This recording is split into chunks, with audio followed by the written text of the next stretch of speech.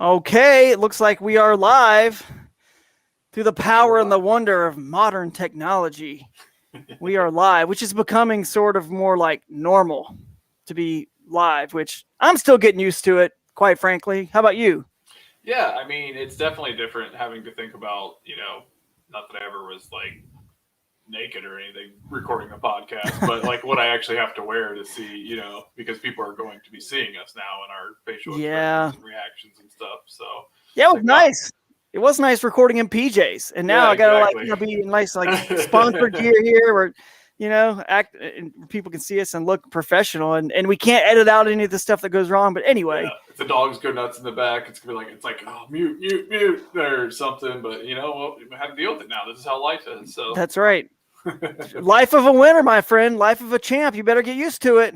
oh yeah, Yeah. So it looks like some folks are joining in, and it's going to be a fun one tonight. It's going to be just be crazy because the insanity that happened and the most improbable situation that occurred in Ken and I's lives as we both fished the same tournament and ended up in a battle at the top to try to win it yeah. out of 88 of the best one of the best anglers in the country on the It's for Lake you, Pickwick, Jake. Wilson and Wheeler. Yeah, it's improbable. Yeah, it's Yeah. what. So that was for Jake. Never mind. Yeah, it was he'll, for he'll Jake. understand. Yeah, But yeah, it's crazy. Like, because just like you said in like the pre-show teaser or whatever, that you always say like, hey, let's take this one too, or we'll see you at the winter circle or whatever. You kind of say to yeah, like hype up your boys or your friends or whoever you're hanging out with, and like you always wish them luck and everything like that, but you always want to do a little bit better. But you never. It's odd when you're in that situation, and I'll get into that a little bit deeper. When I'm talking about my time on the water on that day one, because checking the leaderboard and seeing where I was at versus what time it was and stuff like that. So I'll get into that a little bit too, because things that go on in your head start to get a little crazy. And I was spinning myself out a little bit to yeah, quote Drew Gregory on that. So yeah. I'm the master of spinning out, but when I spin out, I also somehow squeeze the best I think out of myself. You see what I'm saying? Like, and you yeah, guys will understand what I mean by that later on when I tell my version of the story. But for sure, man. Let's just dig right into it. You guys, thank you for following along. We got lots of folks here following with us, and just feel free to ask questions, throw in your comments. We'll try to answer them the best we can, and because it's all still a blur to me. I know it is to you, Ken, yeah. and let's just dig right into it. So let's talk about, I guess, our pre-fishing first, and Okay. let's just. I was there a little bit before you, but do you want me to talk about mine first since I was there a Yeah, little go ahead. ahead, maybe? You have more of a story on that. So Yeah, sure. So, guys, when I go down for a tournament, and by the way, this is the Kayak Bass Fishing Trail Series. So, just to quickly explain, there are three major tournament trails: kayak bass fishing, right, mhm. and the Trail Series, and then there's the Hobie Bass Open Series. We fish those as well. We also fish the BASS kayak, Bass Nation Kayak Series. So, which is Bassmaster Bass, if you will, and they all have their little differences. Now, one of the differences for KBF is the fact that they have a tournament on Saturday and a tournament on Sunday. So they're two separate tournaments, whereas Hobie is a 2-day tournament. So this is two separate tournaments. So we'll get to how Ken ended up victorious on Saturday's tournament here in a second, how I ended up second place via tiebreaker. But to get started on my trip, I didn't even see what Jake said. How would you say? He said, he'll bring it back up. He said, Oh, would there you we say go. that 9 p.m. ice cream was the key to your success? Dude, 9 p.m. ice cream is always the key to my success. Always. So, That's good for pre-fishing. It's good for actual, tournament fishing. It's a nice routine. sometimes you Little, just need to cool off. Yeah. All right. Hang on. You tell. I'm gonna get my dog to be quiet. You all the right. see again. We talked about live. You brought up how dogs and stuff, and now I got a dog going nuts Commenter's here. So, curse. yeah. You talk about start your pre-fishing for a second. All right. So I guess I'll interlude here and talk about my pre-fishing while Drew takes care of that. So basically, I wasn't really sure if I'd even be coming to this tournament until about a week out or so because I wanted to go. Jake and Jake Horn and Drew had already been planning on going, and they had house, the Airbnb and stuff, and like made the plan. They were all map studying up, and I was like, I really want to go. I'm not sure if I can because of Ohio's travel restrictions. At that time, Ohio was reporting COVID cases and stuff like that, and with my job, they were following those restrictions. So, with those restrictions in place, there was a chance I couldn't travel to Alabama, which is a very strong portion of where the tournament boundaries were. So I couldn't go into that state, or I'd have to quarantine when I came back, and wouldn't be able to go back to work. So that was a concern for me. And then about a week out, Ohio decided that they are done doing that and they weren't going to report it anymore. So that travel ban was lifted. So I only had a week notice that I was actually going to make the trip to Alabama. So at that point, I started taking the map study a little bit more seriously and like actually planning to go. But due to planning and schedule and time off and stuff like that, I didn't leave Cleveland until Thursday night around 7 p.m. And luckily for me, I have family in Kentucky. I was able to get to Kentucky around 12 o'clock or so, grab a nap, woke up at like 5 in the morning, and then continued the drive, had another 5 hours to drive to get into Alabama.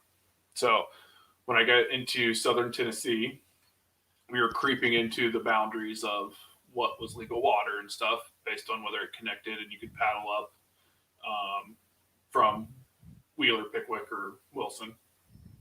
So I started going off the highway a little bit just to cover some creeks and stuff and to see what they look like this far north. See if they were blown out, see what the conditions were, because there was crazy storms that went through and, water conditions. When I first started to come down, my plan was to get up a creek somewhere. That's all I had. I didn't have spots. I didn't have anything. There were so many feeder creeks going into these lakes that that's literally what I banked on was, find these wild waters that we always do. And I was like, I'm just going to find something. I'm going to go fish it. And when I get down there, they're all blown to crap. Like they're all, I start driving over them. They're muddy. It's crazy. I finally get all the way down in Alabama around 10 a.m., something like that. And I immediately go to the Airbnb then and unpack and, get the kayak ready in case I want to drop it in some water and paddle and try to fish something along those lines, And then I start driving and doing the old outboard technique, the kayak outboard, the truck. And there you go. Shout out Toyota. So go to the first spot. It's blown out. It's mud. Don't even feel like putting in. Drive to the next one. Drive over the next one. Look at one. It's kind of okay, but there's private land. There's, this, that. How would I get up here on tournament day? Like trying to figure that out and stuff like that. So I probably drove around for an hour, 2 hours, something like that. So it's about noon or so. And I pull up a map and I'm like, all right, going to a completely new area. I drive an hour away to the last spot I would eventually check. And it looks way different. At first, I don't know what's going on, but the water just looks way better.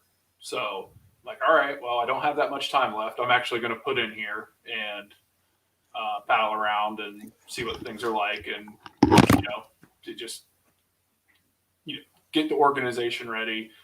Stretch out my legs, actually paddle a little bit so I'm comfortable in my kayak and actually like use the kayak. So I launch around. It's got to be 1 p.m. Something like that. Maybe closer to 2 because it was closer to 2 o'clock. It was an hour drive. I unloaded. I stopped and got something to eat. Had to get gas, that sort of thing. So I don't get to the spot until like 2 o'clock is when I'm putting the kayak in the water. So that leaves me with 2 hours because it's the day before the tournament and we have to be done pre-fishing at 4 o'clock. So I have 2 hours to just stretch my legs and see if I can find anything. So for the first 45 minutes, I'm messing around with, organization of my tackle, getting comfortable. And because I have more gear, I have a different setup than I did in Kissimmee and just trying to figure some stuff out. And by the time I figured that all out, I've wasted about 45 minutes and then I start paddling around. So then I'm paddling around, checking depths, looking at, just looking at targets, looking at what the water clarity is like, see if I can see them in shallow water, see if I see any beds, just trying to do a complete assessment of the situation. And so about 3 o'clock, I start actually making some casts. And with those casts, I produce a 15-inch fish. And then I miss a fish.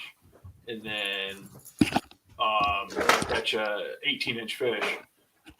All within like 25 minutes. I catch 2 fish and I miss 1 fish in about 25 minutes time. One of them being a decent keeper, one being mid-level. And I was like, okay, this is all I need to know. So I reeled up my reels, I put them away, and I set them down and I paddled straight back to the takeout. And so essentially, I didn't do a lot of driving around. I didn't do a lot of looking around, but my pre-fishing consisted of 30 minutes going up into tournament day. Yeah, that's nuts, man. Sorry, my dog. I couldn't find my dog. She's yelping. I'm like, where is my dog in this house right now? Wife's asleep. We're trying to get my little boy to sleep. So anyway, I've heard this story before, so I didn't miss a beat. And now you guys are all caught up. So exactly. So this that's Ken's life from leaving Cleveland at 7 p.m. to stop pre-fishing at 4 p.m. Central Time in Alabama the next Friday. day. So that was a blurry, less than 24 right. hours. Yeah, man. Sometimes it doesn't take much. I mean, you can so pre-fishing, you have so many bullets to fire. That's the way I look at it, right? And I was there for 3 days pre-fishing, and I've got all these pins on a map and all these places I want to study, and you only have so much time to fire so many bullets, right? And sometimes, you go to the spot you think is going to be the best right off the bat. Obviously, you start there. You kind of drove through some areas on the way down, but you fired a bullet in a spot that turned out to be a hit. So sometimes, guys, if you don't have a ton of pre-fishing time, it doesn't really matter. You might have a winter spot, that you can find in just 1 day's pre-fishing time or a half day or no days. And I'll explain what I mean by no days pre-fishing and how it can still work for you because of what I did. It ended up being a brand new place that I went to on tournament day. But Drew, Josh Tatum here is saying, Drew, why do you make that venture look so awesome? It makes me sick. I mean, look, dude, I don't know I'd if I argue to say that venture makes you look so awesome. I would. Hey, I'm not going to argue that. I'm not going to argue that. I think the kayak does make me look awesome. I don't know. So I ask Crescent. They do an awesome job. We, try to make good looking boats and good performing boats. But that was a cool comment. So thanks for that. And Elvis Lee, real quick. I don't like to miss some of these that are good comments. Mm-hmm. Real quick. Can you cover paddle length, paddling techniques, and what makes a paddle a good paddle? Somewhere in my YouTube, I have some videos on this, but it basically, I mean, your paddle is probably something that's overlooked by most anglers. We get into the sport as fishermen first, not kayakers. So we have our preferences and our priorities are the fishing features and our equipment with fishing and not a paddle. And so people get a paddle that is generally pretty heavy, pretty bulky, cumbersome. It's going to wear you out. If you're a paddling angler, it's going to wear you out. It's what you're constantly, moving. So, I would suggest, when you go up in price, generally you kind of look at your weights. We use Bending Branches paddles, obviously. And I know most of you guys know that. If not, that's the brand we use, made in America up in Wisconsin. Really good people up there, really quality products. Never had any issue with them. And even when I had an issue, it was my fault, and they are great at replacing them, and warranty department is awesome. But you want a little bit longer paddle for any kayaks that have a high-low seat, right? And in general, they're going to, they go up in price, they go down in weight. So that's going to make your life on the water a little bit easier and not get you so worn out by the end of the day. But even for us, tournament anglers, guys, we're talking 4, 5, 6 days of fishing in a row, even more critical. So that's what I go for. The Angler Pro is probably one of my favorites. The Angler Classic is good if you need a step down in price point. Really, really good paddles. And what makes it better, the Pro has got a blade. So there's one called the Navigator. It's just a recreational paddle, and the blade is very thin. I wonder if I have one laying around here. I don't think so. But the blade is a narrower blade, and it's more like that. Is it a lower gear or higher gear if you're going long distance on a bike? I can't remember if it's technically lower or higher, but you can imagine it doesn't wear you out. It's just a thin blade, but it doesn't give you a lot of power either. And when kayak fishing, you kind of need some ability to make some power moves at times too. So the blade on the Angler Pro is a little bit wider, a little bit bigger. When you're in a river in a current situation, you need that surface area to be able to make a quick move and obviously avoid the obstacle you're trying to hit, or back paddle, get out of a situation you're getting swept into branches while you're fighting a fish. So that's kind of why I like the Angler Pro, and the Classic's got about the same paddle shape. So, but length is 240 to 260 is kind of the norm today with high-low seating when you're in the high position. So if I'm in a low position, I'm still probably in a 240, just because those seats, every seat still kind of has a frame that gets you off of the deck of the kayak. But really, I'm telling you, I'm seeing more 250s and more 260s, and the Bending Branches paddles have what's called a plus ferrule. You can twist it, and it expands 15 more centimeters. So that'll give you a choice. If you get one that's like a 235 to 250, you get the expanse of that whole range, which is nice. So I use a 260 just because it helps with my my reach and my height too. He's just trying to brag about his length here. Oh, I use a 260. I use the big one. I need to. Okay. Yeah. Sure, you do. Sure you do. I'm also solo paddling a crew, so I got to get that thing out there and get it moving. It paddles great, but you still got to get. I hate crushing my knuckles on the side of the kayak. So look, dude, your stringer's bigger, your kayak's bigger, your paddle's bigger. I mean, golly, let me be, my friend. Just let me be. Oh, come on. It's one time, Drew. It's one. I mean, that's. I'm going to try to make it more, but you can't even handle one time so far. Jeez. Yeah, no doubt, no doubt. But that's a good question, guys. What's up? More people joining in here. Bailey Egbert is in. Egbert. I don't know if I'm saying that correctly. But Crescent Kayaks is in here. Frank, Mark Bradford, Josh Tatum. We already mentioned him. Sean Worrell. Thank all you guys for showing up. I'm going to take this comment away now. Thanks for the comment, by the way, Elvis. That was a good question. And now let's move on to, if you see a good question, Ken, you pop it in the screen. But in the meantime, we'll talk about real quickly my pre-fishing. Yeah, let's get you through your pre-fishing, then we'll pop up another question. Sure. So as you probably heard Ken already say, storms just completely drenched the entire Florence, Alabama, all northern Alabama, central Alabama area, tornadoes.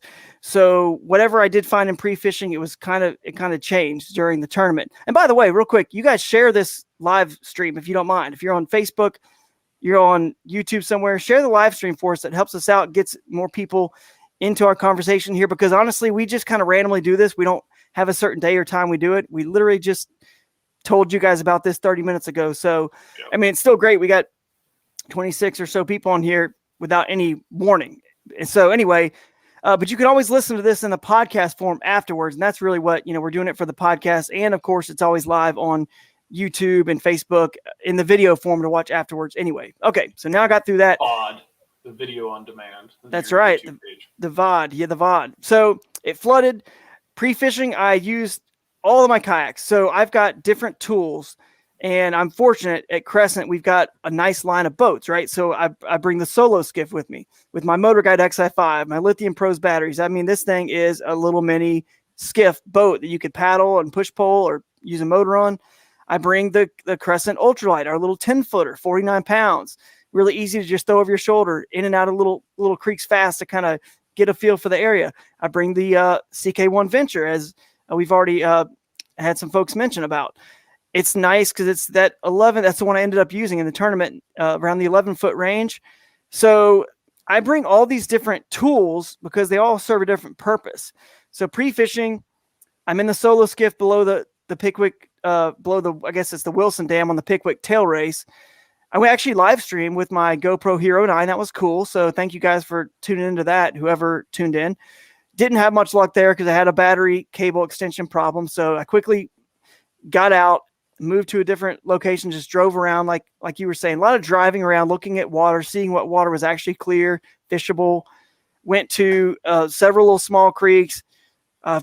Went to one of them and actually found some clear water that was kind of draining in from a more of a swampy area. So here's a little tip. Again, I'm not going to give away all the juice to how exactly I caught my fish, and we'll find that out later. And just by the way, it's okay. I know everything's free today and you feel like there's a right to know everything, but I'm not telling you everything because I need this.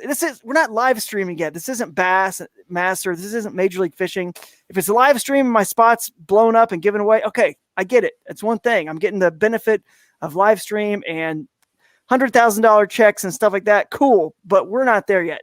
I'm not going to give away everything, but I will, of course, give you guys some tips. But I guess back to my point. What was my point? Where was I before I broke into that little sidebar? You were using the CK1. The swamp. The swamp. So here's a secret little tip. When it floods, you've got cities that impervious surfaces where water rages, a lot of construction, farmland, a lot of, plowing, tilling, a lot of muddy water rolling down, right? So your creeks are going to be muddy. But if you find a creek that drains and it floods out into a swampy area, which disperses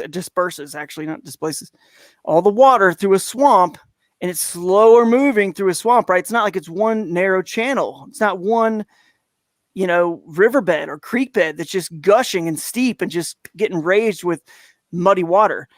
It's going to be clear. That's just a tip. If you see a beaver pond, that's a tip where it's more of a swamp. Beavers kind of like those areas. So I found one of those places. I knew I was going to have clear water there. I went up that creek, kind of in that area, and sure enough, it was clear. And I caught fish. So I knew I had a spot where I could catch a limit. They weren't big. I hooked some that I lost I thought could be big, but that is about the best I had to that point. Then I took my ultralight and dropped into another flooded river, went up and tried to find some oxbows that might be connected. Didn't work out, but it was kind of crazy going up literally a flooded river. I mean, paddling through the trees and the fields to get up to this area.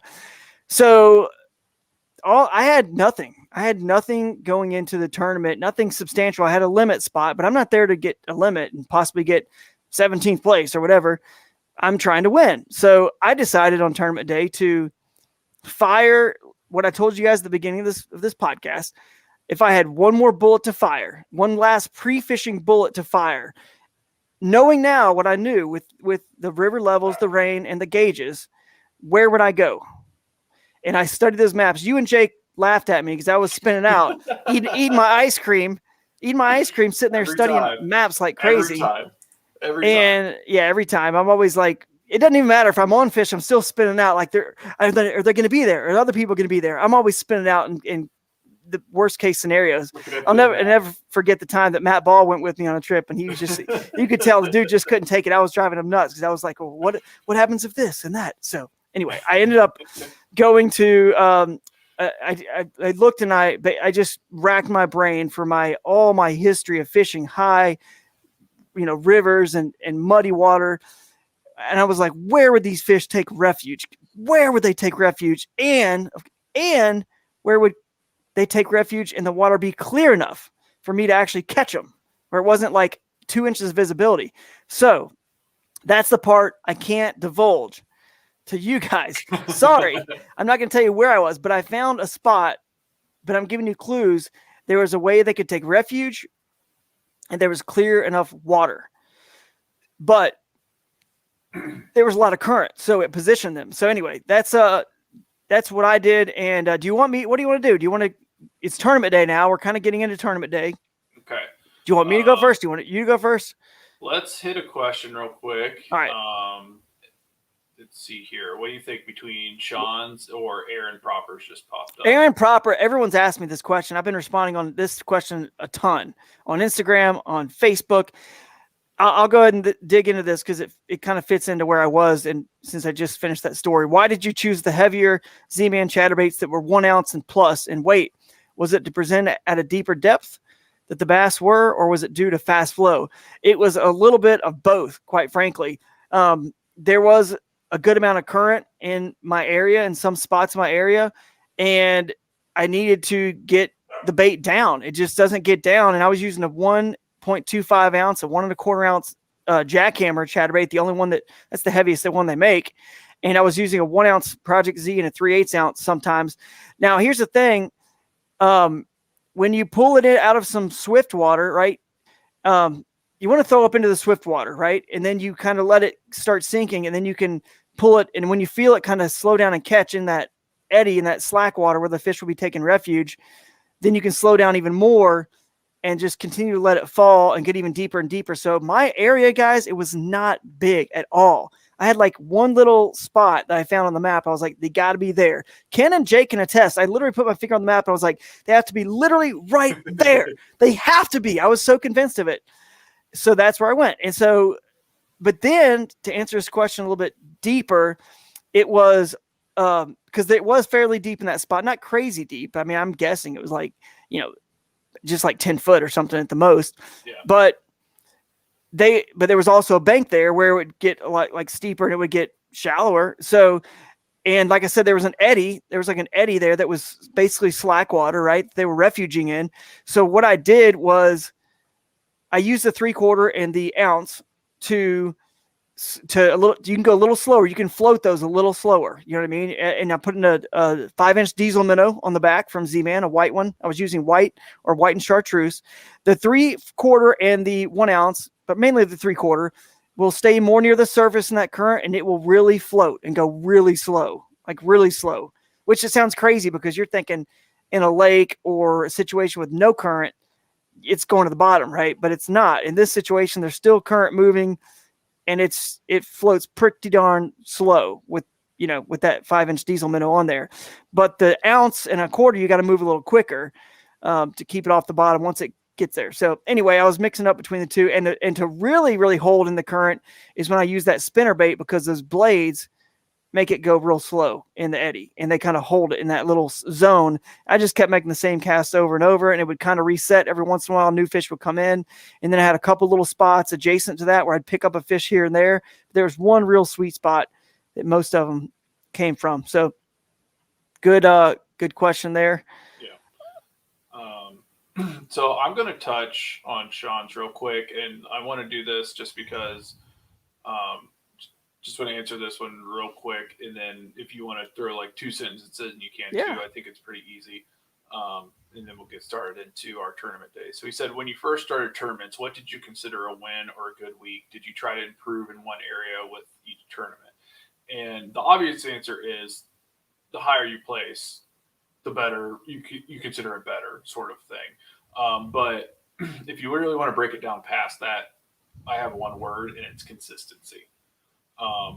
Becoming more consistent with finding fish that can make a limit, and then finding bigger fish that make a limit on a tournament day is how you're going to climb those rankings to get up into a top 10, into a top 5, into a first place, is being able to consistently find fish day in and like weekend in and weekend out, depending on the conditions and stuff like that. That's just kind of my viewpoint on it. What do you think, Drew?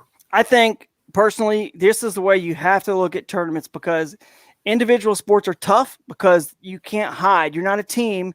If you're the third baseman or the center fielder and you did your part or you didn't do your part, it doesn't matter if you won or lost the game, you can hide. And then you play whatever, 100 and something game season in baseball, or in basketball, you're probably playing whatever it is, 80 something, and football at 16. You judge your success based on that total of games, right?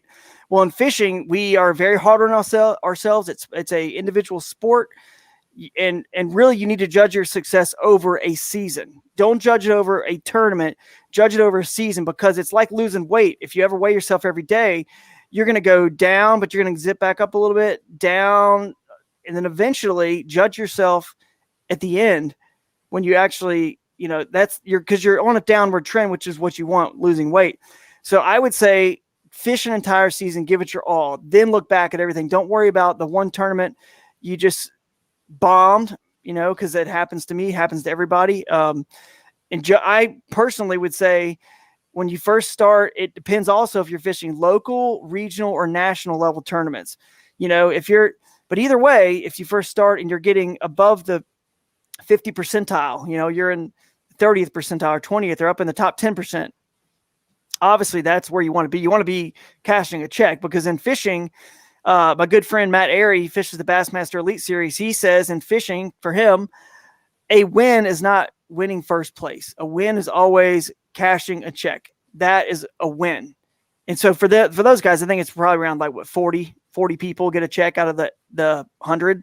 Yeah. So that's a win. So you can look at it any way you want to look at it, but no matter how you look at it, look at it over the course of the entire year and then finally just be like, oh, okay, wow, I made some progress, and I had some good tournaments. So anyway, hopefully that answers your question.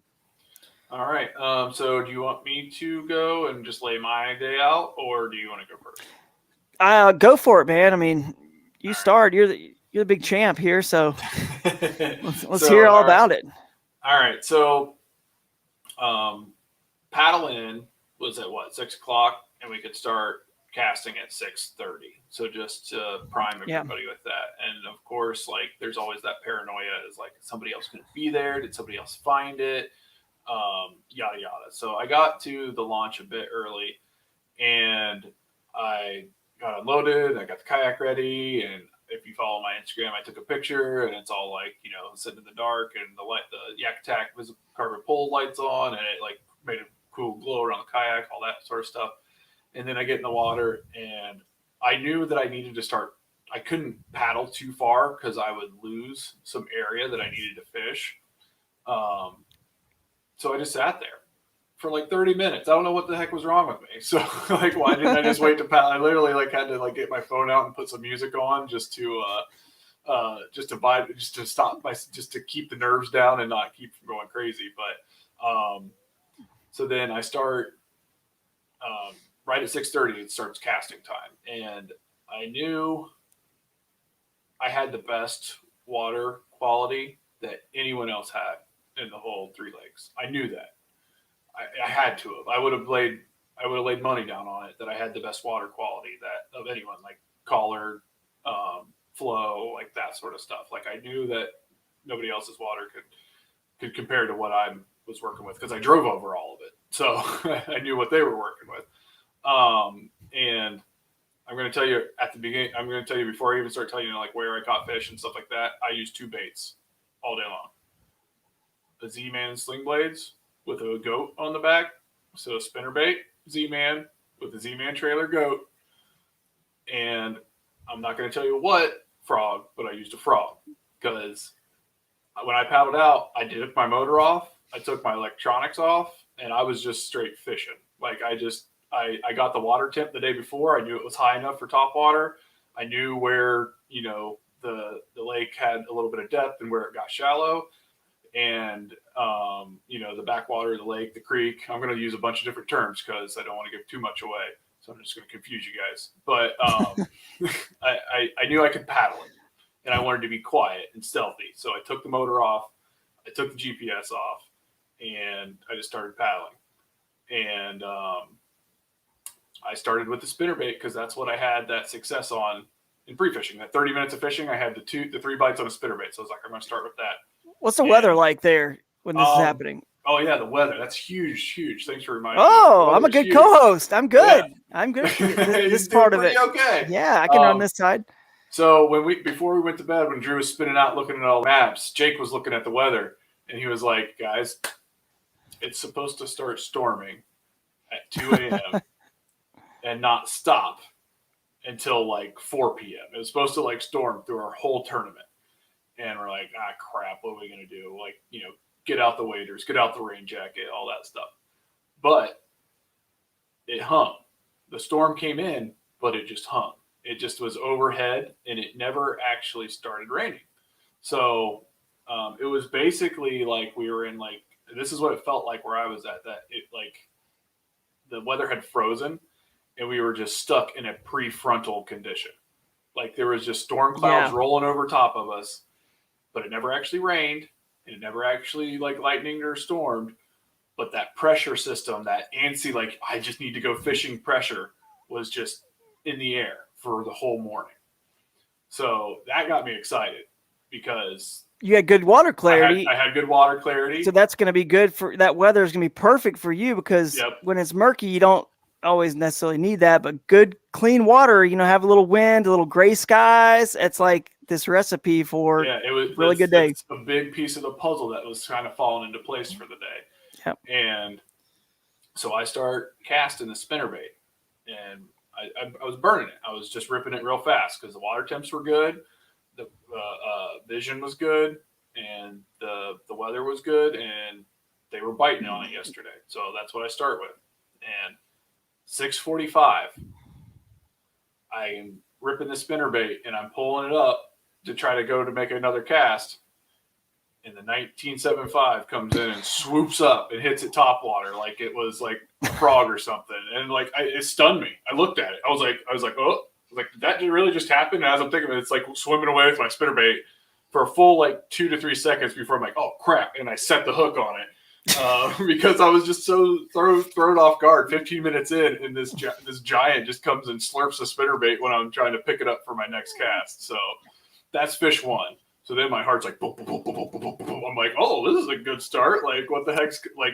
How big was it? Let's go. It was a 1975, right off the rip, 6:45 in the morning.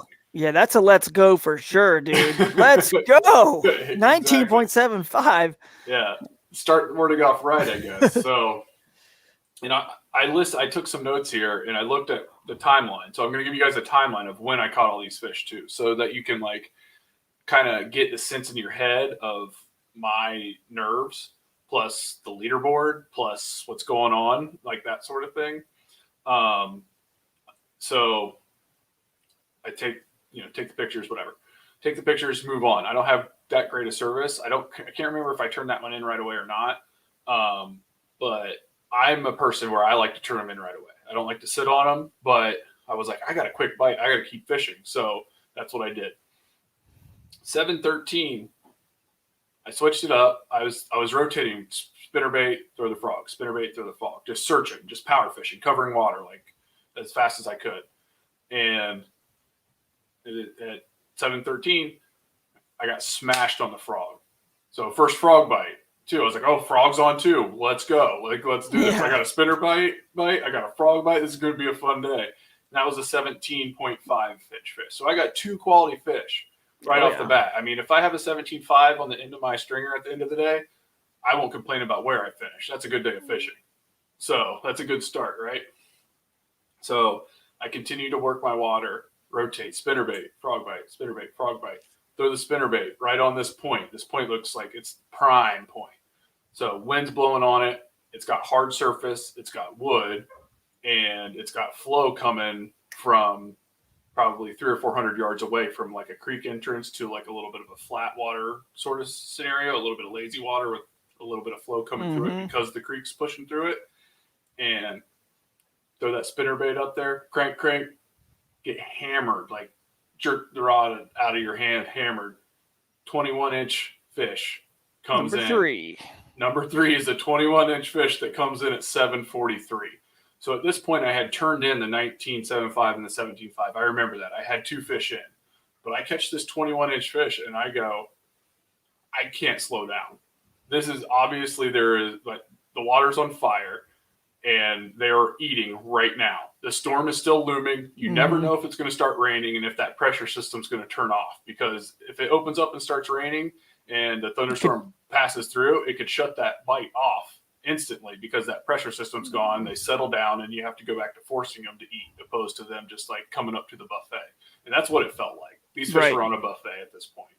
So I just put it down and I continued fishing. I'm searching. I pitched this frog up into this, like, you know how you make a cast just to make a cast? Like, you're going from spot to spot and you're like, that's an okay spot, but should I waste time making the cast? But you do it just to give your arms a break from paddling. And then, you know, so I do that, but it's with the frog. It's like, I'll just cover it, see if there's anything there. I mean, I'll take a 12-inch fish at this point because I just want to fill out a limit first. You know, that's kind of a first goal. So if you catch one, you catch one, sort of thing.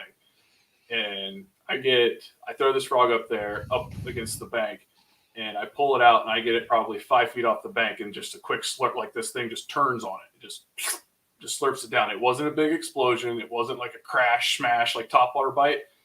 It slurped it off the water like it was an M&M. So instantly my eyes I was like, oh, because when they slurp it like that super quick, it means they're giant.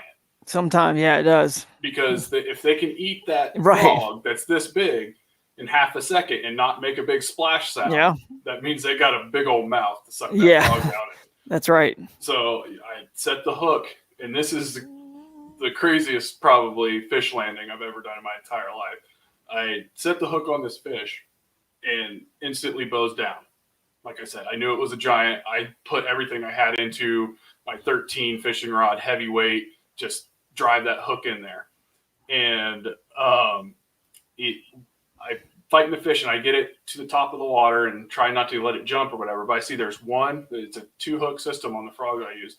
And one hook is right on the top lip. I can't tell how buried it is because it's not poking through. So I have one hook in that top lip. Ugh. So I'm like, is it good? Is it not? I'm not sure. And I'm bringing it in and I pick up my net and I go to net it and the net wraps around itself like it didn't drop down. So this net, I now have a net in my hand and I've choked up a little bit on the rod to try to bring it into the net. And I find myself in a predicament because I have the net. Do I drop the net and I, try to land the fish with my hands, which is a problem for me because I have carpal tunnel and I have weak hands. So if those fish shake, I often drop them. It's a problem. It sucks. So that's why I use the net more often. But my net is currently like being dumb. So what I do is I stick the net out there anyway. And I don't know if you've ever taken a pizza out of a pizza oven, but you just use that flat board and just pick that thing straight up. That's all. I literally slid this 22-inch fish on top of this net, flat as could be, and pick it up and just set it straight down on my kayak and immediately just cover it with both my arms because, my heart's beating. And I'm like, like not knowing what's going on, like just freaking out. So jeez, dinner is served. Yeah. Boom, slap it down. Somehow get that fish in.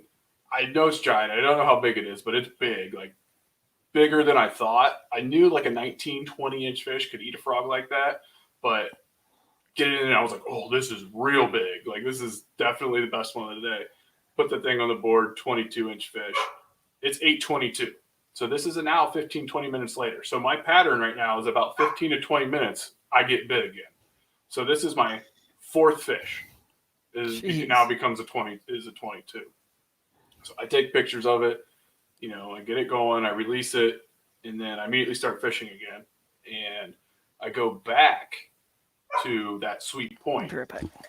So I go back to that sweet point I was talking about because I was like, I got to keep working this area. They've got to recycle. There's got to be more around. There's no I'm catching giants. There's no reason to leave. So I turn around and I hit that point again. First cast right up to it, spinner bait, crank. It tugs down. Worst fish of the day. It's like fighting a wet noodle. Reel this thing in, 16.5. No care in the world that it's only a 16.5.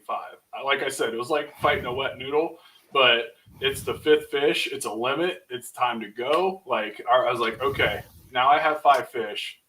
I absolutely have to go turn these fish in. I was like, I'm not messing around with losing my phone. I'm not messing around with losing signal. I'm not messing around with something bad happening. I have a really good limit.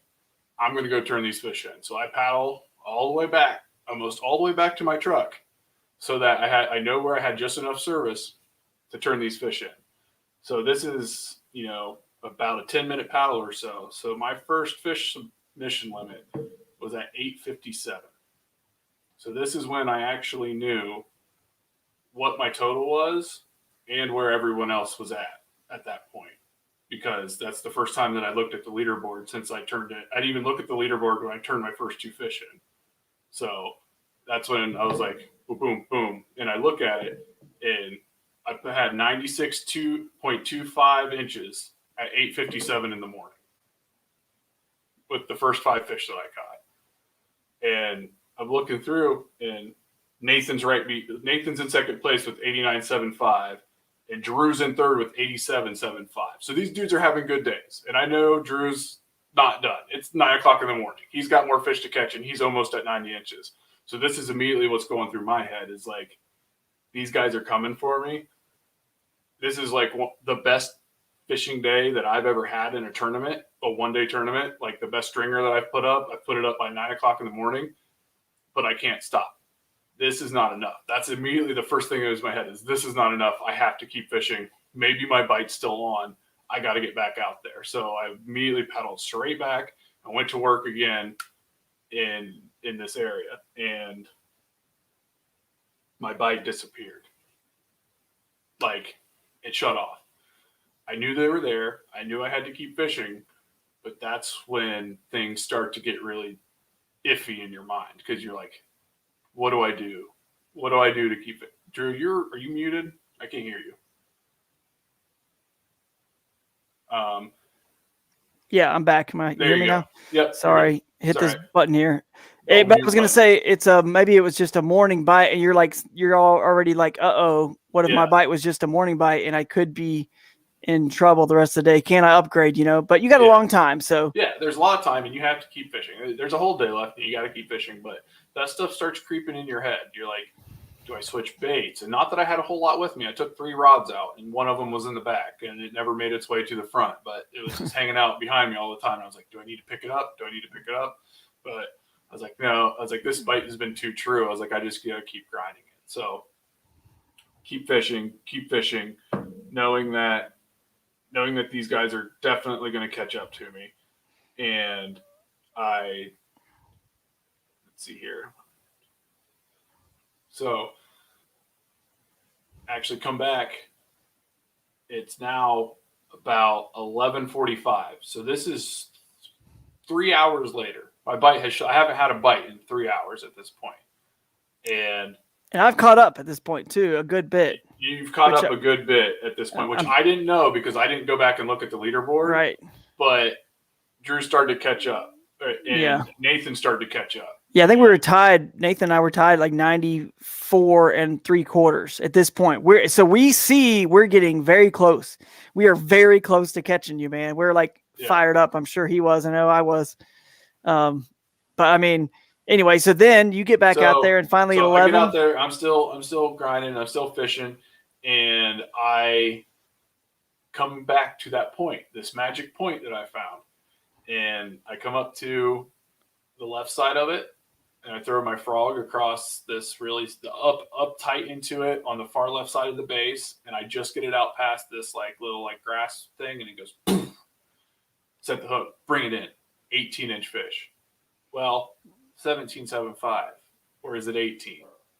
It's close. So I park my kayak and I take my time and I really work on getting a good picture of this fish, okay? And I just get it to go 18 inches. So I'm like, yes, that's an 18-inch fish. I was like, it just gets there. I'm like, okay, so I release it, I reset my stuff, and that was at 11:50.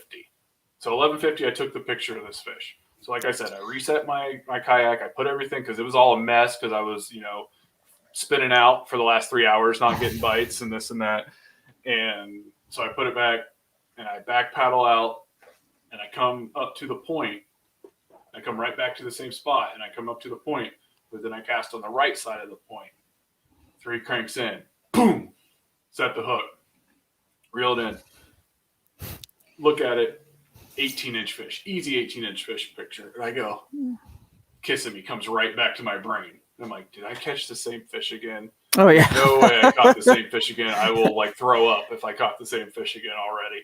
But the tail is completely different. So I immediately looked at the tail. This tail's all battered up and beaten more so than the other one. So I was like, all right, different fish, 100%. So I get it on the board, take a picture. I'm like, all right, that's 2 calls right off the bat. Got rid of the 16, got rid of the 17. I gotta go. I'm gonna run back, turn these in because there's something about me and my anxiety that I was like, I have to turn my pictures in right away if I can, and if I know of an area where I can turn them in, I go there and turn them in when necessary. Yeah. So my bite wasn't as fire as it was.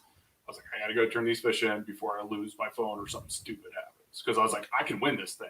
That's what's going on in my head is like, I can win. There's a chance I can win now. I'm at least placing it. I have to keep, I have to make sure these fish get turned in. So I do that.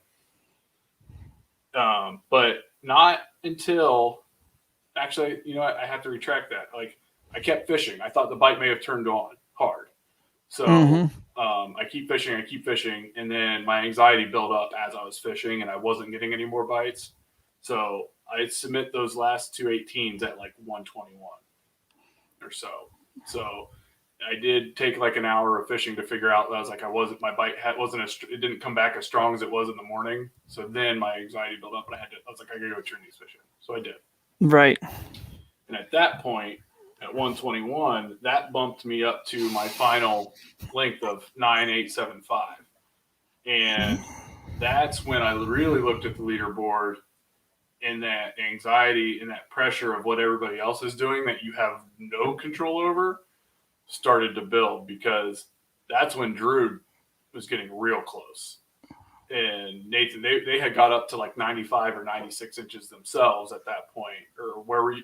I probably around that point was 90. At one point I know I was 97. I was like an inch behind you. Yeah. So 97, I was like, dude, one more call. Jumped Nate, and he got up to 97 inches. And I saw that, and I'm like, oh, I got to keep fishing. If I could get rid of one of these 18s now, like, this.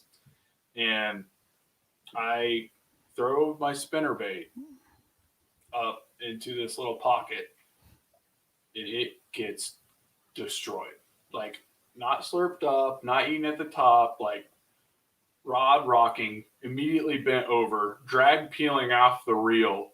It hit the spinnerbait. I pull it up, and it is pulling away the drag and is running towards this bush, like running into this bush. So I'm cranking down, like I'm not fighting it appropriate at all. I'm just like, get this fish in now, Bray, do your work. Like, just creeling.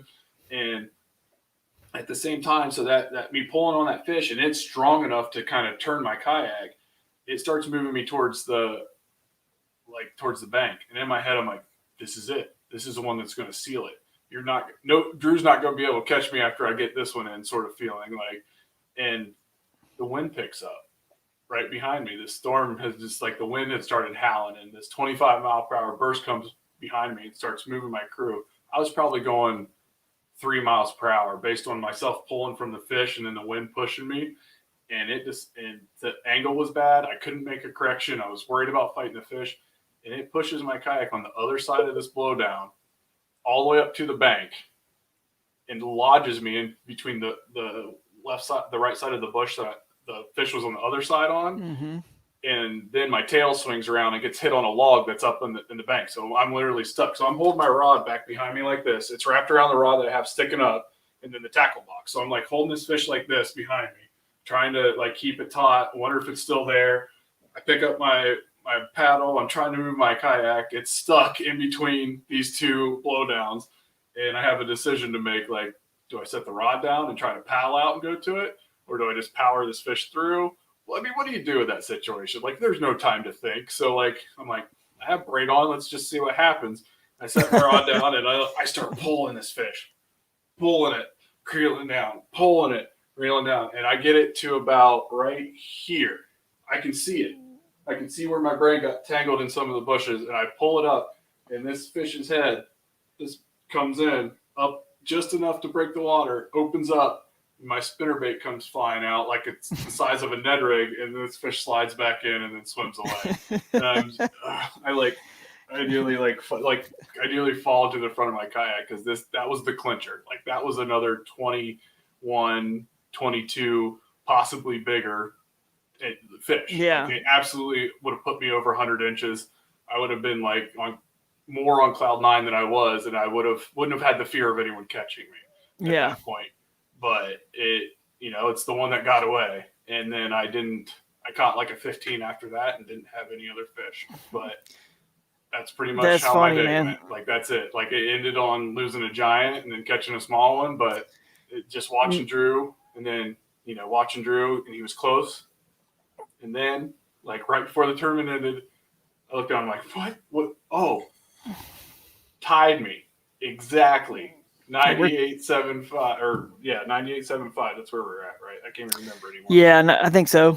Yeah, and tied exactly, but I had the tiebreaker, so it had put me it had me up front. So then I'm thinking in my head, I was like, I knew that dude wanted to go 1-2, but like, did he have to make it this close? Like, yeah. So he still had time to beat me too at that point. So that's when I started sweating, and I was like, well, if Drew beats me, he beats me. Like, like at this point, I want to win, but that's a heck of a day for both of us, and that was seriously just wild. But I couldn't wait to get back to talk to Drew, no matter how it shook out. I couldn't wait to get back, because it was just an amazing day of fishing, and like the best tournament stringer I've ever put up, and it was just so it was crazy. So fun. Yeah, and we were on different bodies of water, weren't fishing the same area, didn't, I mean, I knew where you were going and you knew where I was, but we were just like, good luck, like, Yep. so, we do fish together often. We do help each other do like floats or pickups or whatever. But this time it wasn't like that. We were like, we went with our guts and where we thought we needed to go, and it just wasn't on the same page, like in that sort of sense. And right. We went to a completely different location. I want to pull up a couple of these comments here because you guys, thanks again for your comments and your questions. Just so I don't forget here, Josh, you said you just ordered some Z-Man Pro Bullets hooks with some Z-Man 5-inch streaks. He's hoping this will fix the issue I have throwing a fluke style bait, but I want it to sort of suspension like a hard jerk bait. So yeah, you just need to get the right weight, and it'll always kind of slowly sink. It's not going to completely suspend, but the chin locks is really good too. If you want to just super, super slowly sink, they make a real lightweight chin locks hook. And then, but anyway, that should work out good. The Pro Bullets is great too. Just get a super light one again, if you want it to almost suspend, but I think it's going to slowly sink on you no matter what, but that's a great combo. Streaks is one of my favorite follow-up baits when fish miss a buzz bait, chatterbait, anything like that, spinner bait. You can just chunk it back and slowly let it swirl and they'll just nail it. It's also a good bait just to fish and kind of I love to quickly skip it over the surface, hold my rod tip up high and just let it skip. Tony, man, dude, I don't know did someone pay these guys to say all this? I got a lot of real compliments here today. I appreciate that, guys. He says, I'm impressed with your ability to find fish no matter where you're at, Drew. I think he's saying he remembers me in a Boy Scout hat and all those posts on the American River Fishing forums. I used to wear a Boy Scout hat, Boy Scouts of America hat that I found in a thrift store because I thought it was cool. I was never actually in the Boy Scouts, but it was a Cub Scouts hat. But truth is, I was never in the Cub Scouts, but I was a poser, total poser, obviously, but it was a cool hat. So, and I caught a lot of big shoal bass with that hat on. So, this is to make me feel better because I lost. That's why I'm posting all these. Derek saying, Drew, you're awesome. Love your videos. Yeah. I mean, congrats. Look at Derek. I mean, congrats, fellas. Drew, I don't usually comment, but this is a great chance to thank you, brother. You've really inspired people. And all it took was the Hooked on Wild Waters Devils River episode, opened up a whole new world. And honestly, man, I appreciate all the compliments. Ken and I, we both do. You guys are seriously becoming more and more of a family as we keep doing this. It's a lot of fun. We're getting this system dialed in a little bit better. And I think something, when we look back at this, Ken, and all you guys out there, 5-10 years from now, it's going to be kind of crazy to see what sort of community this will be. We probably do need some sort of group, but I don't know if my page that I post this on is our group. I don't know what's going on, but for right now, I just enjoy it and just want to say thanks to you guys because that's the goal of all this. Like we want to inspire people. You know what I mean? We when you hear me hiking my CK1 venture through a swamp and the stories about that, or you hear Ken's stories today or any of mine, the whole point, and this is actually what James Durbecker, the owner of Crescent, said. He was like, dude, that's so cool. Who cares that you finished like whatever, like 30-something place, right? That's inspirational. I would much rather have that story of hiking through the swamp and like going for it, and taking just a light, simple paddle kayak, go for it. And it inspires me, man. That inspires me. What you do is inspiring.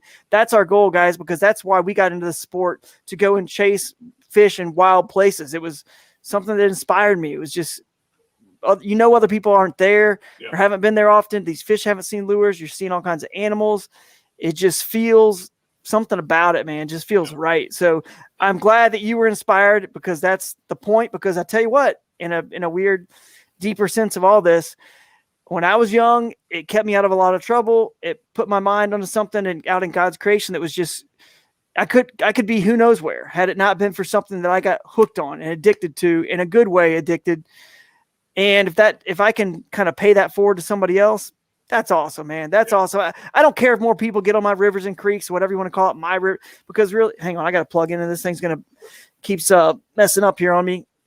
There we go. I'm good. I just don't want my whole computer to die. And then next thing you know, it's no longer inspiring anybody. But anyway, sorry, I got it fixed. But yeah, that's the goal, man, for me. And that's a cool story. And if the sport grows and more people get on our waters, that's fine. There's still plenty of wild places. And I hope if anything comes of this past weekend, the battle between the Crescent teammates is, I think, what KBF spun it as, or the write up, which is great.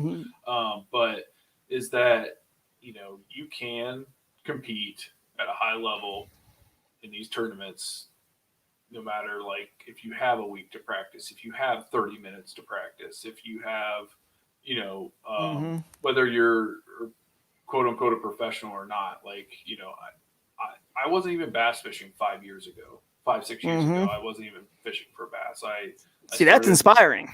Exactly, and that's my point. Is I hope somebody takes this is the information that I hope inspires somebody to pick it up and to give it a shot. It's like, this is probably the highest key win or finish that I've had in my kayak fishing career, and the point is that it's possible. Like, you can do it. It's not, you can go out there and compete with this Russ Snyders and the Christine Fishers and the Jody Queens and stuff like that. And they can become daunting hearing about them on the internet all the time, but they're just people, and you can do it just as well as they can. It's just time on the water and, learning techniques. And when everything falls into place on your day, it falls into place. Like the storm, the weather, the water clarity, the spot that I found by looking at maps and stuff, and it all fell into place, and it's definitely possible. So don't give up on it, like, and enjoy what you're doing. Like, we were there having a good time as a weekend, and everybody went home with something, and it was fun. It was just fun fishing with everybody. Absolutely. Ken, you're getting more fans, man. My sister is over here. She loved hearing your account. So, well, thank you. There you go. Hey, but that's what's cool about this sport, guys. If you guys are listening to this or watching and you hear Ken's account, but listen to this, Nathan Chagron. I don't know. I can't remember how to pronounce his last name. Nathan was in 3rd place. He came up to me afterwards. You probably remember that. And he was like, Drew, what's up, man? Like, I've been following you for so long, and I've only been doing this for 4 years. And it's like, I'm sitting there looking at the leaderboard. I'm like, oh my gosh, I'm competing. I'm right up next to Drew Gregory, and this is nuts. He was so excited about it. He's from Massachusetts, so really cool dude. Absolutely. And it was a lot of fun to 4 years ago. How many? I mean, obviously, 4 years is whatever. That's a long time. 5 years is a long time. But you can get into. Let's say you've been fishing all your life. You just want to get into some tournaments. You can go out there. How many sports, honestly? Can I pick up golf right now and in 2, 3, 4, 5 years actually be competing on the PGA Tour? Of course not. How many sports can you have this short of a distance between you right now listening to a podcast, being inspired by something, and then out there doing it and competing with a chance to win? That's what's cool. Let's go to another question real quick. Mark Bradford said, do you ever weigh your fish just to see? Yes. The couple of my fish, which I'll get into maybe some of my story here just super briefly. But I forgot my scale. It was in my solo skip during pre-fishing. I forgot my scale. Unfortunately, on day 1 where I caught my 2 biggest smallmouth, 2 21 1/4 inch smallmouth, I was guessing they were probably high 5 pounders, if not 6, because they were very fat. On day 2, I brought the scale. I caught a 21-inch smallmouth, and I weighed it. It weighed 5 even, and it wasn't maybe quite as fat. So I'm guessing the other ones were high 5s. But I do like to bring a scale just to see. And then Dylan Kelly's saying, let's see, he is looking for a tournament boat, light tackle, or CK1. Then he says, looking to join the family. That's awesome, man. Appreciate you joining the Crescent family. Hashtag. He has one at the bottom. What do y'all fish out of? So hashtag living the current. And what do y'all fish out of? Ken, tell them what we fish out of while I get my dog. These dogs are going crazy tonight. I can't get them to settle down. All right. So this past weekend, my boat of choice was the Crescent Crew. Now, the thing about a Crescent Crew is it is naturally a tandem kayak. It is built to hold 2 people to actually go out, have a good time, handle a bunch of camping gear, handle a dog. It paddles extremely well. It's very light for being a tandem. Now, it's not a light boat, but it's light for being a tandem. It's easy to drag. It's easy to load and unload and that sort of stuff. And I have it pared down. I have the seat adjusted to where I make it a one-man kayak. So I have, my rods can sit in front of me. I have my gear behind me. There's plenty of space for me to utilize in the crew as a one-man fishing kayak. I also have a light tackle that I use for more hard to get to situations, like more rivers and creeks where we're doing float trips and stuff like that. My crew is a little bit of like the lazier water sort of situation. And given it was a KBF tournament and I was planning on using my motor, that's why I brought the crew down to this like river tournament. That's the decision that I made and the plan that I have. I honestly thought about bringing both, so I'd have the option like Drew does. And so yeah, I haven't got to your boats yet. So let them know what you took down to Alabama, Drew. Yeah, I mean, we mentioned it earlier, so you can obviously go back and listen to the first part, but I brought down the solo skiff with the motor, the ultralight 49-pound 10-footer, and the CK1, which I eventually fished out of. It's basically just a like 60-pound boat, basically 10 pounds heavier than the ultralight, but it's wide enough and stable enough to stand in. So that's the difference in the CK1 Venture and the ultralight. It really is just that ability to stand in the CK1 Venture, but you only get 10 more pounds of weight basically. So it's still pretty darn easy to access, wild places or car top if you need to car top it. So that's, here we go. Here's another one. Drew, do you think you'll ever come to South Carolina and fish the Broad River for smallmouth bass? Dude, I've done that more times than I'll ever remember, man. I used to live in South Carolina, so definitely a good fishery you guys have there. I got to make Drew take me down there. Yeah. Broad River. Yeah, it's a good time, man. It is a good time. For sure. It's like one of the most, southernmost smallmouth fisheries, so you can't beat that. All right, well, I'm just we're over an hour, but I'm gonna just quickly tell you guys a little bit about what I did, and then we'll take more questions, maybe if you guys have some more, and then we'll wrap this up. So, I just, like I said at the beginning, I basically treated this as a pre-fishing day, but I knew I had a backup area where I could catch a quick limit in like 10 minutes if I needed to. It would take me like 30 minutes to get there. An hour to get there by my Tacoma, and then about 30, maybe 20 minutes to get up to the spot and 10 minutes to catch the limit. So I knew the worst case, if I needed a limit and there was 2 hours left in the tournament, I just needed to get out and go do it. But I was hoping I wouldn't have to. And fortunately, I didn't. I got to my area. Like I said, I just found a specific small area that was providing a refuge out of the current in all the flooding water. And it had it was clear enough as well. And then I just used those heavy chatterbaits, jackhammer, Project Z, like I said, the big spinnerbait. I had a huge spinnerbait with a 1 ounce. I could queue up some photos here. I'm sure we could share them. But I had a 1 ounce. It was like a 1 3/8 ounce spinnerbait with a single willow leaf on it, and it was pretty darn huge. And I put a Z-Man Swimmers on it, and that's kind of what I ended up catching all my fish on, pretty much. And I'm going to pull up some photos here. You guys can see them. So here we go. Here's how fat one of them was. So I need to share my screen. Is that how we do this here? Yeah. What do you have it hold up under? Google tab? No. I'm going to share my screen, and maybe I'll let you guys see some application. Application, yeah. Yeah, application window. Do that. Is it working? Yep. Or have we shared it? You guys see that? Yep, they can see it. Cool. So that is the application window. That's one of them. That's how fat they were. And you can see I got that jackhammer in my hand. And I was using 7'6" rods with 30-pound Cortland line, master braid the first day. I actually lost 2 huge smallmouth on some rocks. So I switched to and re-spooled to 50-pound master braid for day 2. And then let me see if I can do this. If I keep this application window up, will it let me? You guys see this here? If I do like another photo of it, if I click on that, do you see that one? No. Or the same. Okay, so that's the same fish. All right, let me try doing this then. Do you see that one? I think you took away the whole sharing, so I think you have to go through the share window. Go through the whole share window again. All right. Yep. Let me try to find a. Here's a good one. I pulled up the Z-Man overlay since you're talking about jackhammers. All right, here we go. Here, let's share this application window. I'll share this so you guys can see some more photos.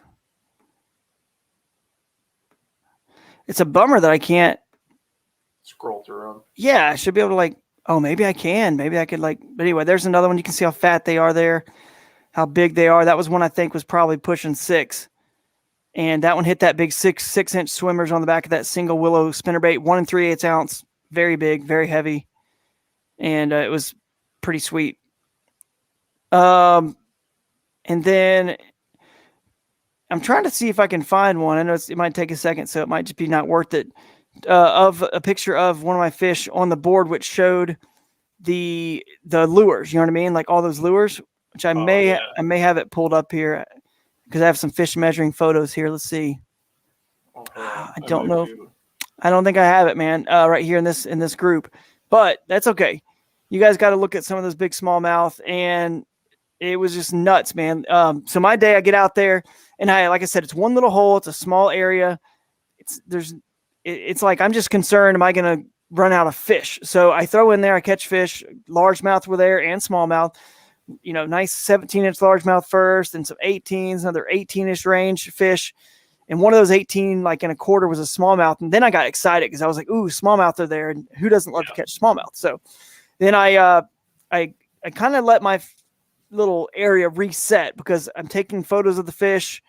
And that takes a little bit of time. And then I make a few casts in some adjacent areas. Then I go back to the sweet spot because I had to almost let it reset or I wouldn't get bit when I would go right back to it. So I would mix it up between that spinnerbait, the chatterbait, different weight ones I would make. I mean, I had to keep making, usually when you fan cast an area, you might make a cast of 12 o'clock, 1 o'clock, 2 o'clock, 3 o'clock, right?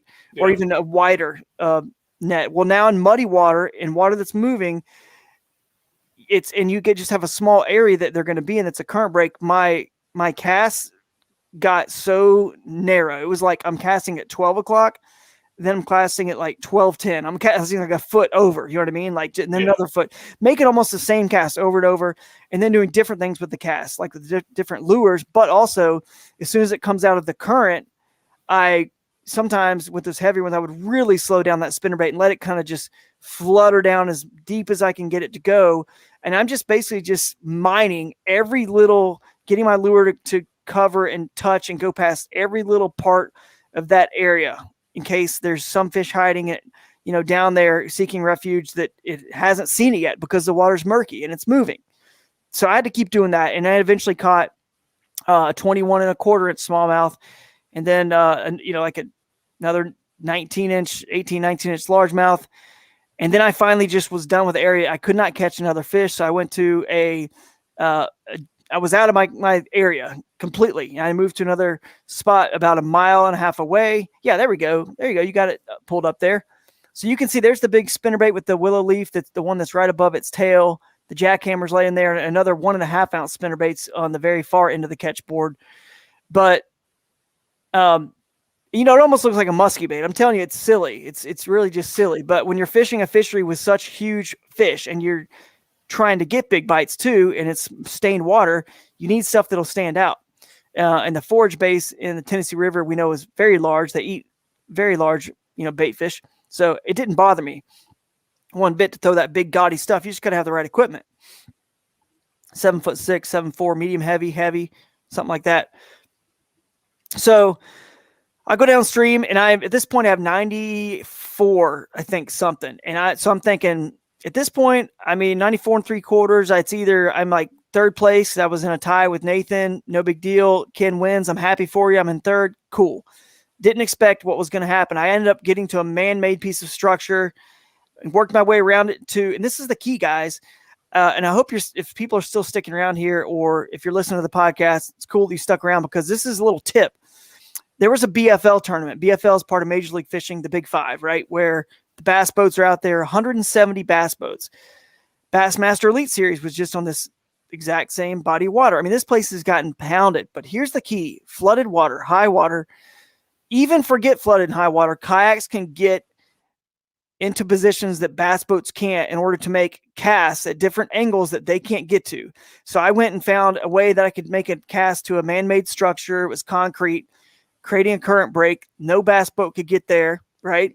And I positioned my kayak and the ability to make a cast they couldn't cast to and present a lure to a spot that no bass boat ever has during the Elite Series during this. So I did that, and I was fortunate in that big spinnerbait that I got hammered by another 21 1/4 inch smallmouth, and then I moved up like 3 inches or something, and then that's when I was at 97 and a half or 3/4, and I was like, oh my goodness, it's down to Ken and I. Unless somebody's sandbagging, it was like it's down to you and I, and our phones were blowing up, dude. We have text group with mutual friends, the Crescent guys. We got our fantasy fishing fellows group that is a bunch of us that do some fantasy fishing. Yes, it's like Major League. We've made fantasy fishing out of the Major League Fishing series BPT tour, which doesn't even have fantasy, but we made it up on an Excel spreadsheet. One of our friends. So yes, we're dorks. We like to fish. We admit it. So. So many groups and groups like were blowing up. Yeah, it was. I thought my battery was going to die just because my phone had to keep buzzing the notifications. Absolutely, man. So that's anyway. But so I went back in after I photographed that fish. I took my time again because I wanted that little spot. Again, it was a very small. You'd be surprised, guys. If you went and watched the Bassmaster Elite Series, some of the little teeny current breaks these fish were holding on were very small. But they don't need a lot of current break. They were very small. So anyway, I threw back in there the exact same spot after about 15, 20 minutes. And somehow I got slammed again by another giant smallmouth. This one was like 19 1/4. But that put me up one more inch, and I tied you. And I was like, I need one more coal, more coal. Yeah. And I was like, oh no, he only needs this is totally possible for this was like, I don't know, probably 1:30 almost. Yeah. What was lines out? 2:30? 2:30. So we had an Something hour. Like that. So this would be 1:30 to 2 o'clock. So he has an hour, half an hour. I was like, this is totally possible for him. So I'm like still fishing. And this is about the time that I lost that giant. And I was like ready to just throw my hands in the air and just be like, whatever. But I was like, I got to get a little bit more, because if Drew gets a little bit more, it's going to be like, we were totally duking it out at the end, and just trying to stay calm and not have my heart beat out of my chest and everything like that. But it was, it was crazy that he just it was the last half hour.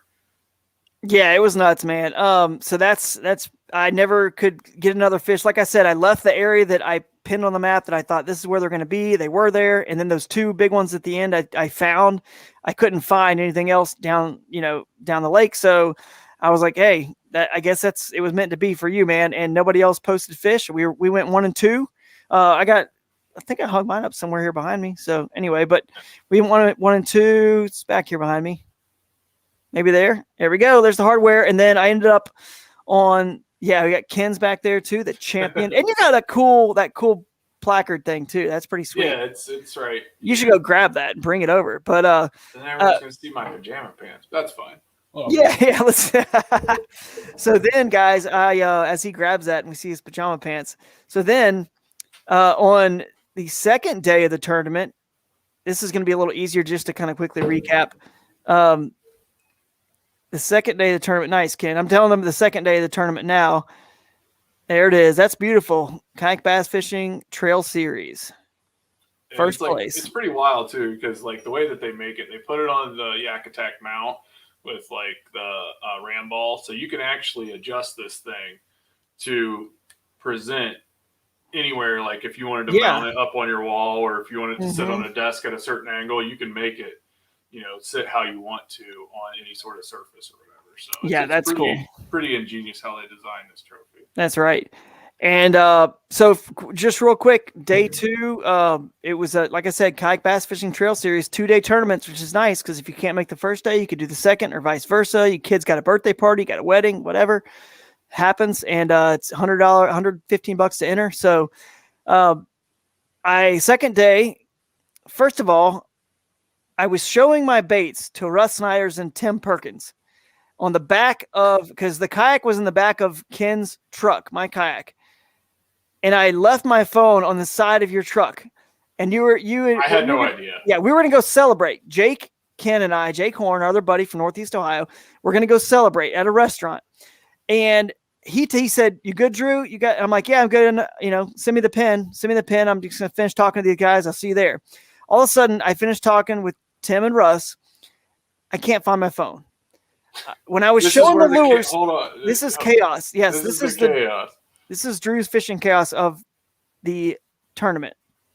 Didn't really happen on the water. Kind of did, Yeah, but there we go. this is the chaos, guys. So then follow me here in this story. I don't have a phone. I don't have a way to call Ken to tell him my phone is literally on the side of your truck, dude. Stop driving. It's going to fall off and get smashed by other cars. You feel just so helpless because he's left maybe a few minutes. He's been gone the road for about 2, 3, 4 minutes. And I'm like, Tim, dude, I'm telling Tim, give me your phone quick. I got to call my wife because I know my wife's number because he doesn't have Ken's number. I call my wife, Christine. I'm like, yeah, Tim, give me Ken's number. Give me Ken's number. Quick, I need Ken's number. And she's like, all right, fine. She gave me Ken's number. I call Ken from Tim Perkins' phone. I'm like, Ken, my phone, it's on the back of your truck. And I was like, what? Yeah.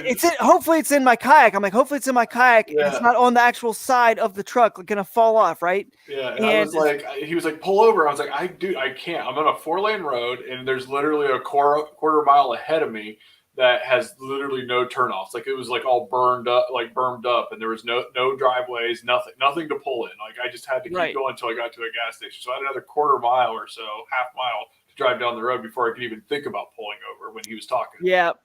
Then my wife calls back on Tim Perkins' phone. She's like, I've got your phone. I pulled it up on Find My iPhone. She's like, it's moving. And then she's like, it stopped.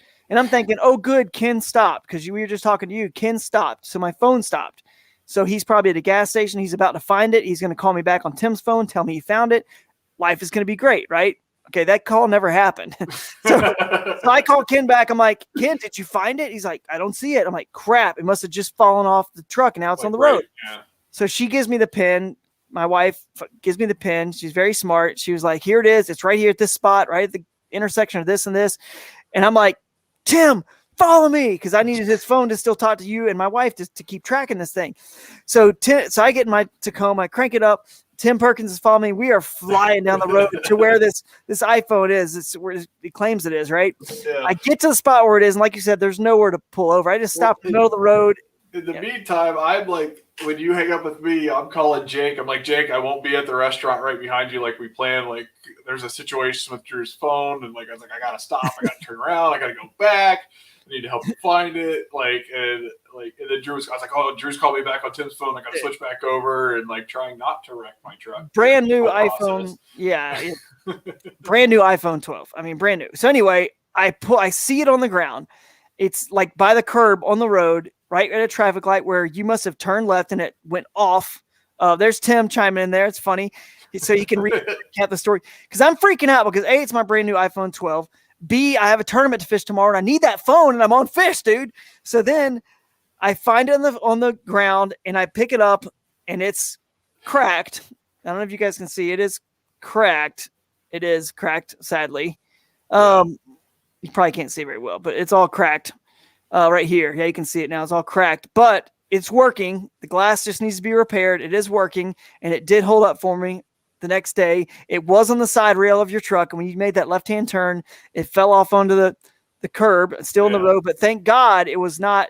You weren't in the left-hand lane of a 2-lane turn, turning left, because it would have fallen and slid into the other lane. Instead, it was on the side of the curb, still on the road, but no one had run it over yet. And that, like I'm over here trying to like process, like, I feel bad, but it's also not my fault. No. But I feel terrible. But I'm like.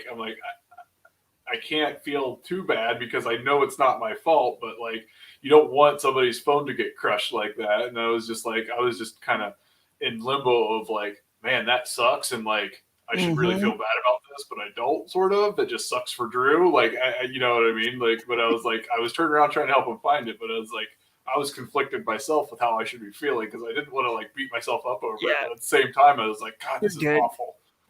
Yeah, you just want a tournament, dude. Nothing was getting you down. Actually, the whole time what I'm thinking is I literally just won like, I don't know, $1,600 or something at the tournament. Speaking of which, you probably walked away with what, $4,500 or something? 46. Yeah. $4,600. Yep. Thank you. That's funding that's got to make the wife happy, huh? You're funding the rest of your tournaments this year, and you're going to be in the positive no matter what now. Exactly. So that's cool, man. And then, so I'm thinking to myself, I probably won $1,600. That phone probably cost nearly that much. I'm like, I just did all that work today, and it just broke even. I'm like, good Lord. Broke even, and I'm gonna, yeah, hear about it from my wife, dude. So, I mean, trust me, I lose enough stuff and break enough stuff. I hear about enough already. Sorry, Christina. Yeah, and trust I me, should be watching him closer than that, I guess. My bad.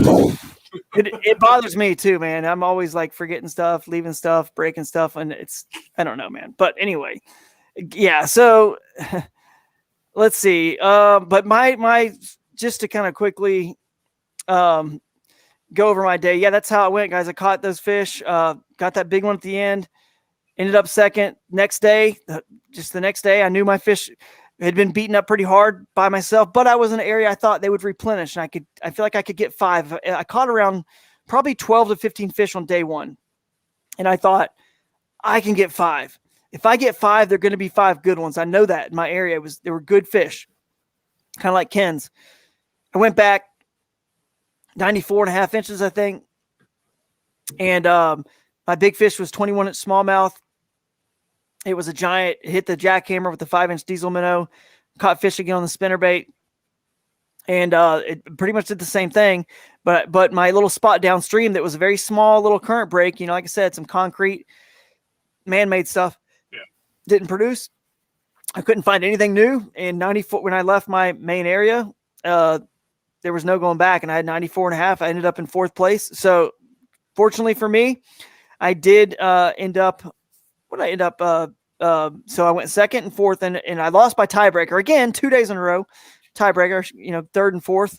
But we can't leave without saying congratulations to Eric Polenz, who won the day 2 tournament. He's the winner of day 2, 96. He had 96 some inches. So man, if I would have just got my 98 in day 2, my 98, I would have won. If I would have, caught some of those big fish. But anyway, it is what it is, and I can't complain. Now I'm in 3rd for the Angler of the Year standings, which I'm going to try to find that and pull that up because. Well, hey, but by the way, yeah, what's up? I'm going to pull up this photo for us to screen share, just so the folks can see. Share screen. Here we go. While you're doing that, my brother's on here. He's still got in my corner there. Yeah, losing that fish it was rough. So there we go, guys. That's our picture. That's one of our memories from the weekend. But what I was going to also share with you guys, another photo, is this is pretty cool as well. So just an update on the Angler of the Year standings, the far wide.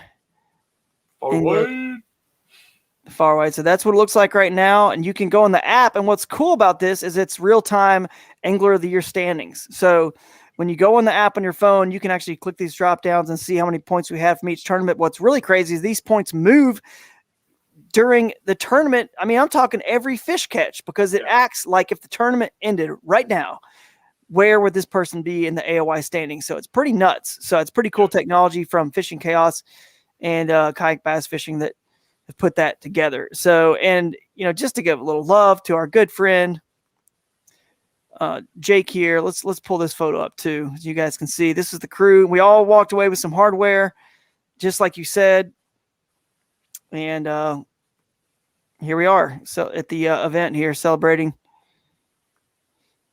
a little bit.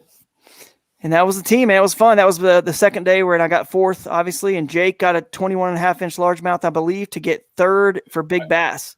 I was packed up to drive back to Kentucky after the award show, so my check and my trophies had to be in there, and we were like, let's get a picture. So I grabbed that stuff out real quick. Yeah, but, so good weekend, fun time. I have one last picture to share.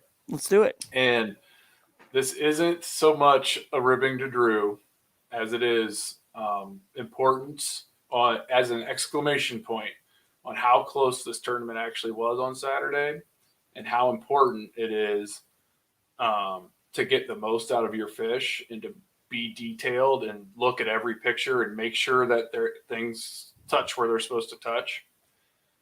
Because this right here is how much, due to tiebreak, because we tied, this is how much I won by.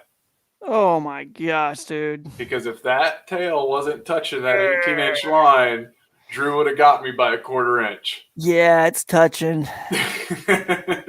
It's touching, and you can actually, that's the lower res quality probably from yeah, that's a re-picture. Fishing, yeah, Chaos. It's touching. Yeah, you can see it. Yep, it's touching right across there. Because even that lighter color is actually the tail, the little thin membrane of the tail. I can tell.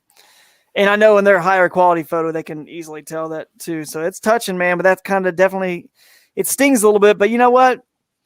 Not so much, man. When I got a Angler of the Year trophy right here, you know, I'm super blessed to have won that from Hobie. I'm telling you, man, it feels good when you win that. You have a few wins under your belt.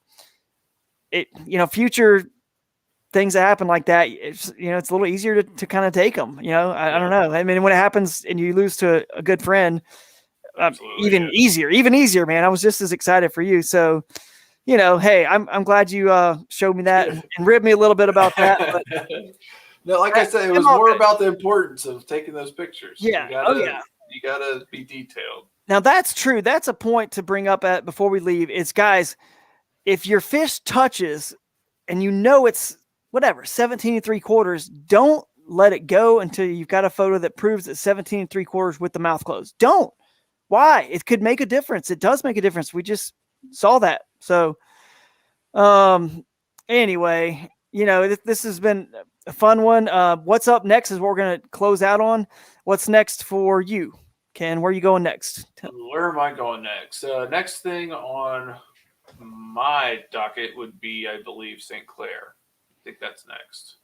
Because I have St. Clair and then East West Harbors here in Ohio. So both KBF tournaments. KBF Trails. KBF Trails. Wow. Well, you might as well focus a little hard on the trails and do more trails after a good first scroll place. Down a little bit farther on that AOI screen. I think I'm down in like 48th.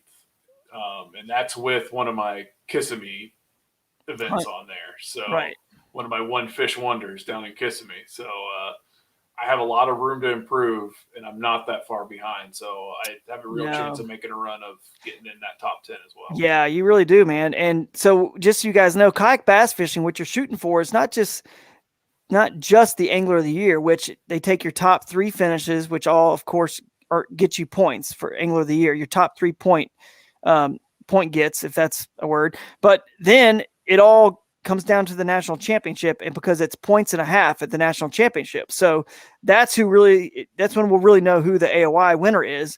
But even more importantly, that's when we'll know who the top 10 in the Angler of the Year standings are. And why the top 10 is important is they go to the 10 house in Florida every year to kick off the year. 10 people fishing for $10,000.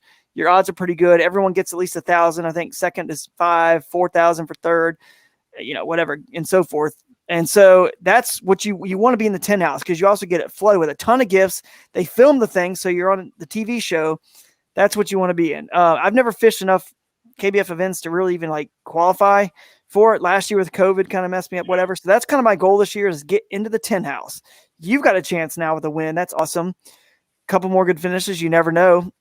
But it's all going to come down to the national championship finish. Let's face it. Yep. Then I'm going to the Lake Dardanelle tournament on the Hobie Bass Open Series next. I got a 4th place at Seminole, my first one this year, so I'm excited about that. I got a 4th place, and heading back to Dardanelle where I won last year. And by the way, go check out the podcast. It was just last night. I was on with AJ McCorder, tournament director for the Hobie BOS, and Jody Queen, who, he's a former grand champion of the Tournament of Champions. He finished 3rd at Lake Dardanelle last year. Good friend of mine. We had a ton of fun previewing that tournament. So go back and you can watch that on Hobie Bass Open Series Facebook page, the live stream we did just yesterday. If you're excited and want to hear more about that tournament, that's where I'll be. I believe that's April 17th and 18th. And I'm looking forward to it. And then after that, I think I'll be on the my first tournament for the Bass Nation Kayak Series on Lake Eufaula, because the Tournament of Champions for Hobie is on Lake Eufaula later in the year. So I figured, why not fish it in the Bass Nation Kayak Series, in May 1st. So that's the next 2 for me. Awesome. Looking forward to it. James Durbecker is, he's like, hey guys, don't bring out his competitive side. Yeah. But you know what? What's that old saying? Iron sharpens iron. We got to keep each other sharp, right? That's right, man. Competitive That's right. In these series. Absolutely. Well, it's been a good one. If any last questions from anybody out there before we call this a wrap? Feel free to ask them now. Yeah, and don't do it on air if you hate the show, but let us know if you like this live stuff. If I don't know, if you liking the vibe of it, there's something that you think we need to change up. I guess we do this for you guys so you can pick up some tidbits and learn. So. Right. And hey, by the way, speaking of which, yeah, for sure, give us a review on iTunes. If you listen to it on iTunes, that would help us out a lot. Share it with your friends, follow and like, subscribe, whatever, YouTube, on the Drew Gregory Fishing Facebook page too. That's really cool. I really appreciate it. I try to get to all those messages. Sometimes it takes me a little while when they build up, so I apologize. I try to get to them personally. So don't be offended. I've had people send me a message and the next day they're like, okay, fine then, because you don't answer it. It's like, guys, I'm just one person here. It's not, I can't just get to them all that quickly. We got stuff going on. So what did we sit? How long did we sit at that restaurant? Jake left us because we were just sitting at that restaurant on our phones, like going through stuff for like an hour, and we still weren't even caught up. Yeah, no, absolutely. And Tony's asking, he says he likes the live and he wants some more YouTube videos coming out. Yeah, I do too, Tony. And I just got my new GoPro. I got a Hero 9 and a Max. GoPro has been a sponsor of mine for a long time, and they've come through and sent me some more cool stuff to play with this year. And I want to put out more videos. Now, the issue I run into, it's a bandwidth issue because when you film a lot, you get a lot of footage and it takes so much time to edit and whatnot. But we have a game plan. Some of the folks at Crescent, and we have a game plan of maybe how to get some more videos out there, and where it doesn't always take my personal time in editing. So I'm hoping to get more videos out. So just hang tight with that. And my sister's right. We need an administrative assistant for sure. But that's the goal. The goal is to have more videos coming out, and definitely in the off season we'll do more too, just tips and tactics and stuff like that. Well, it's a little rough to get anything done right now because it just snowed today in Cleveland. So, Northeast Ohio is a little rough. We get a later start. These tournaments that we've been doing is kind of literally the only fishing we have been doing. So, as soon as this weather breaks a little bit more, Drew and I will be able to get out and do some more productive work and, get out to do some quote unquote fun fishing and get some filming done and stuff like that. So Scott's asking, what was the celebratory drink for you two? You want to go ahead and tell them where we went? We went to, I believe, was it Rick's Barbecue? Is that right? Rick's Rays, something like that. I don't know. Yeah, it was a bar. So here was the story about the restaurant: is we wanted to go somewhere to celebrate, and we were trying to pick like a local place, just like a tavern or a barbecue or something, just to somewhere local to pick up some good food or something like that. But it needed to be on the way to the house, and there's a barbecue. It was Rick's. Okay, Jake said it was Rick's. There's a barbecue place. It kind of needed to be on the way to the house because we still had to re-rig and prep for the next day. And it was oh, this is on the way. This is on the way. This is on the way. And there's 800,000 barbecue places in Alabama. There's one every half a block. So we picked one, and we're on our way there. And then Drew's phone thing happened halfway in between. And then we turn around, and we finally get back to there. And Jake's oh, no, that one's crap. That one's not crap, but it's a fast food place. Let's go to where somewhere we can actually sit down and hang out. And so then we have to turn around and we backtrack back to Rick's place. And then we get in Rick's place. It looks like more of a regular restaurant, and then it's still kind of a fast foodie place. It's just bigger and a little bit more sit downy. So it was good. And don't get me wrong, it was good food, but it wasn't quite what we were looking for. But we were also trying to find a place to go and that fit a certain criteria. So didn't have too much time to research it. I just celebrate with ice cream again. Yeah. It's just to come full circle here at the end of the show. Well, I just ate some ice cream back at the Airbnb. Yeah, and I had some Italian ice that was left in the freezer from the previous Airbnb people. So that was good. That's right. So anyway, that was a pretty fun time. There's definitely memories made that we'll never forget. And, can't wait to get back to that body of water. It was a lot of fun.